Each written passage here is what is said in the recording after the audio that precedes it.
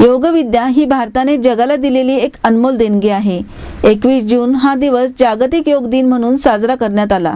विविध शाळांमध्येही योग दिनाचं आयोजन करण्यात आलं होतं। ह्या योग शिक्षणाचे धडे विद्या विकास मंदिर करंदी ह्या शाळेतही देण्यात आले। शाळेतले सर्व शिक्षक, शिक्षिका, शिक्षकेतर कर्मचारी आणि विद्यार्थी मोठ्या उत्साहाने योगासाठी उपस्थित होते। योग शिक्षक राहुल तावरे यांच्या मार्गदर्शनाखाली सर्वांना विविध प्रकारची आसने, संगीतमय योगा, एरोबिक्स, ध्यान, प्राणायाम, ओंकार जप आदींचे प्रात्यक्षिक करून दाखवण्यात आले।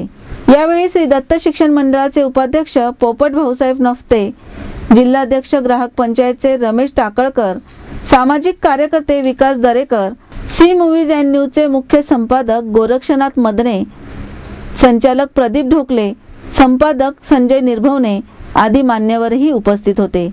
कार्यक्रमाचे प्रास्ताविक शाळेचे प्राचार्य कैलास ढमढेरे यांनी केले। यावेळी त्यांनी सर्वांना योगाचे महत्त्व समजावून सांगितले।